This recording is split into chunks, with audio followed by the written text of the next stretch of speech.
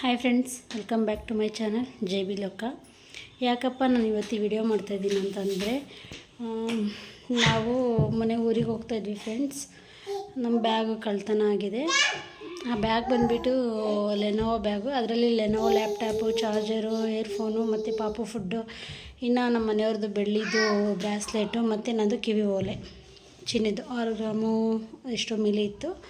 ಅಷ್ಟು ಕಳ್ತನ ಆಗಿದೆ. ನಾವು ಕೂತಿರೋ ಹತ್ರ ಮೇಲ್ಗಡೆನೇ ಲಗೇಜ್ ಇಡೋ ಜಾಗ ಇರುತ್ತಲ್ವ, ಅಲ್ಲೇ ಇಟ್ಟಿದ್ವಿ. ನಮ್ಮದು ದೊಡ್ಡದೊಂದು ಬ್ಯಾಗ್ ಇತ್ತು, ಮಿಲ್ಟ್ರಿ ಕಲರು, ಅದರಲ್ಲಿ ಬಟ್ಟೆ ಬ್ಯಾಗು. ಅದ್ರ ಪಕ್ಕದಲ್ಲೇ ನಾವು ಲ್ಯಾಪ್ಟಾಪ್ ಬ್ಯಾಗ್ ಇಟ್ಕೊಂಡಿದ್ವಿ. ನಾವೀಗ ನೋಡಿದ್ರೇ ಮೇಲೆ ಕಾಣಿಸುತ್ತೆ, ಆ ಥರ ಇಟ್ಕೊಂಡಿದ್ವಿ.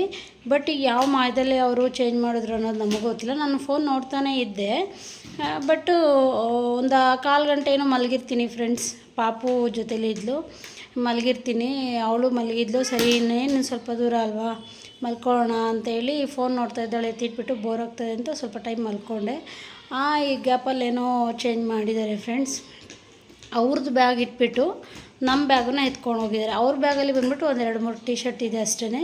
ಕಳ್ಳ ಅಂದರೆ ಅವನು ನೋಡಿ ಫಾಲೋ ಮಾಡ್ಕೊಂಬಂದೆ ನಮ್ಮನ್ನು ಆ ಬ್ಯಾಗ್ ಕದ್ದಿರೋ ಥರನೇ ಇದೆ. ಯಾಕಂದರೆ ನಾರ್ಮಲಾಗಿ ಯಾರೂ ಹಂಗೆ ಎಕ್ಸ್ಚೇಂಜ್ ಮಾಡೋಕ್ಕಾಗಲ್ಲ. ಸಡನ್ನಾಗಿ ಹತ್ತಿ ಬಸ್ಸಿಗೆ ಸಡನ್ನಾಗಿ ಚೇಂಜ್ ಮಾಡೋಕ್ಕಾಗಲ್ಲ.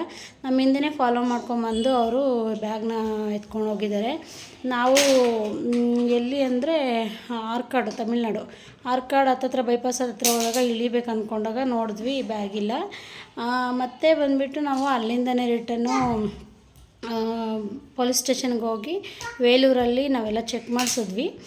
ಚೆಕ್ ಮಾಡಿಸಿದ್ರೆ ಅಲ್ಲಿ ಯಾರೂ ಇಳ್ದಿಲ್ಲ. ನಾವು ಹತ್ತಿರೋದು ಓಸೂರಲ್ಲಿ. ನಾವು ಬೆಂಗಳೂರಿಂದ ಓಸೂರಿಗೆ ಹೋದ್ವಿ. ಓಸೂರಿಂದ ನಾವು ಚೆನ್ನೈ ಬಸ್ ಹತ್ತಿದ್ದು. ಬ್ಯಾಂಗ್ಳೂರಿಂದ ಹತ್ತಿರೋ ಬಸ್ಸು ನಾವು ಓಸೂರಲ್ಲಿ ಮೇನ್ ರೋಡಲ್ಲಿ ಬೈಪಾಸಲ್ಲಿ ಇಳಿದ್ಬಿಟ್ಟು ಮತ್ತೆ ಊಟ ಮಾಡಿಕೊಂಡು ಬಸ್ ಸ್ಟ್ಯಾಂಡಲ್ಲಿ ಹೋಗಿ ಓಸೂರು ಟು ಚೆನ್ನೈ ಬಸ್ ಹತ್ತಿದ್ವಿ. ಆ ಬಸ್ಸಲ್ಲಿ ಹತ್ತಿದಾರ ಅಂತ ಹೇಳಿ ನಾವು CC ಕ್ಯಾಮ್ರಾನ ಚೆಕ್ ಮಾಡೋಕ್ಕೆ ಹೋದ್ವಿ. ಆವತ್ತಿನ ದಿನ ನಮ್ಮ ಬ್ಯಾಡ್ ಟೈಮ್. ಅಲ್ಲಿ ನಾವು ಹತ್ತಿರೋ ಜಾಗದಲ್ಲಿ CCTV ವರ್ಕ್ ಆಗಿಲ್ಲ ಅಂದರೆ ನಾವು ಹೋಗಿರೋ ಟೈಮಲ್ಲಿ ಅದು ಫುಟೇಜ್ ನಮಗೆ ಸಿಗಲಿಲ್ಲ, ಯಾರು ಹತ್ತಿದ್ದಾರೆ ಏನು ಅಂತ ಹೇಳ್ಬಿಟ್ಟು. ಅದರ ನೆಕ್ಸ್ಟ್ ಕೃಷ್ಣಗಿರಿಗೆ ಹೋದ್ವಿ. ಕೃಷ್ಣಗಿರಿಯಲ್ಲಿ ನಮಗೇನು ಇನ್ಫಾರ್ಮೇಷನ್ ಅಂದರೆ, ಗಾಡಿಯವರು ಹೇಳಿದ್ರು ಮತ್ತು ನಮ್ಮ ಮನೆಯವರು ಕೂಡ ಎದ್ದಿದ್ರಂತೆ. ಬಟ್ ಅವರೇನು ಅಬ್ಸರ್ವ್ ಮಾಡಿಲ್ಲ. ಇಳಿಬೇಡಿ ಅಂತ ಕಂಡಕ್ಟ್ರ್ ಕೂಗ್ತಾಯಿದ್ರಂತೆ. ಆದ್ರೂ ಅವರು ಇಳ್ದೋಗಿದ್ರು. ಅದೊಂದು ನಮಗೆ ಅನುಮಾನ ಇತ್ತು. ಕೃಷ್ಣಗಿರಿಯಲ್ಲಿ ಹೋಗಿ ನಾವು ಸಂಕ್ರಾಂತಿ ಹಬ್ಬದ ದಿನವೇ ಹೋಗಿ ಕಂಪ್ಲೇಂಟ್ ಮಾಡಿ ಬಂದಿದ್ದೀವಿ. ಕಂಪ್ಲೇಂಟ್ ಅಂದರೆ ತೊಗೊಂಡಿಲ್ಲ ಅವ್ರ ಕಂಪ್ಲೇಂಟು. ಬರೀ ಒಂದು ಪೇಪರಲ್ಲಿ ಬರೆದು ಕೊಟ್ಟಿದ್ದೀವಿ, ಏನೇನು ವಸ್ತು ಇತ್ತು, ಯಾವಾಗ ಕಳೆದೋಯ್ತು, ಯಾವ ಬಸ್ಸು ಏನು ಅಂತ ಎಲ್ಲ ಡೀಟೇಲ್ಸು. ಅವರು ಚೆಕ್ ಮಾಡಿ ಹೇಳ್ತೀವಿ ಅಂದರೆ ಇವತ್ತಿಗೂ ಚೆಕ್ ಮಾಡಿ ಹೇಳಿಲ್ಲ ಫ್ರೆಂಡ್ಸ್. ಬಟ್ ವೇಲೂರಲ್ಲಿ ವಿತಿನ್ ಸೆಕೆಂಡಲ್ಲಿ ಅವರು ಕಂಪ್ಲೇಂಟ್ ತೊಗೊಂಡು ಅವರು 2 ರೌಂಡು ಬೈಕಲ್ಲಿ ಕರ್ಕೊಂಡೋಗಿ ಅಷ್ಟು ದೊಡ್ಡ ಬಸ್ ಸ್ಟ್ಯಾಂಡಲ್ಲಿ ಹುಡುಕಿದ್ದಾರೆ. ಮತ್ತು ಇನ್ನು ಬೆಳಗಿನ ಜಾವ 9 ಗಂಟೆಗೆ ಕಂಪ್ಲೇಂಟ್ ತೊಗೊಂಡು ಮತ್ತೆ CCTV ಎಲ್ಲ ಚೆಕ್ ಮಾಡಿದ್ದಾರೆ ಫ್ರೆಂಡ್ಸ್. ಆ ಥರ ಪೊಲೀಸ್ಗೆ ನಿಜವಾಗ್ಲೂ ಸೆಲ್ಯೂಟ್ ಹೊಡಿಬೇಕು. ನಿಜವಾಗ್ಲೂ ಅಂಥವರು ಸಿಗೋದು ಎಲ್ಲ ಕಡೆ ತುಂಬ ಕಷ್ಟ.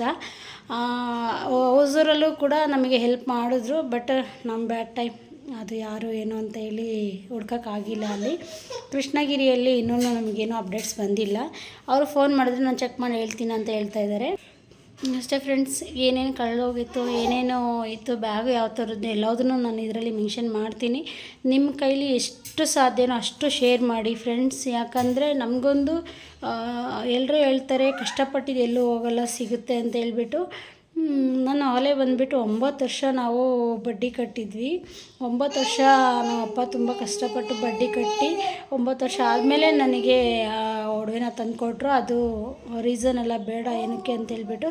ಬಟ್ 9 ವರ್ಷ ಬಡ್ಡಿ ಕಟ್ಟಿರೋದ್ರಲ್ಲಿ ಆ ಥರ ಓಲೆನ ನಾವು ಬೇರೆಯೇ ತೊಗೋಬೋದಾಗಿತ್ತು, ಎಷ್ಟು ದೊಡ್ಡದಾಗಿ ಇಲ್ಲ ಜಾಸ್ತಿನೂ ತೊಗೋಬೋದಾಗಿತ್ತು. ಬಟ್ ಕಷ್ಟಪಟ್ಟು ಕಟ್ಟಿರೋದಕ್ಕೆ ಒಂದು ಬೆಲೆನೇ ಇಲ್ವಾ ಫ್ರೆಂಡ್ಸ್. ಎಲ್ಲೂ ಹೋಗಲ್ಲ, ಸಿಗುತ್ತೆ ಅಂತ ಹೇಳ್ತಾರೆ ಕಷ್ಟಪಟ್ಟಿದ್ದು ಅಂತ.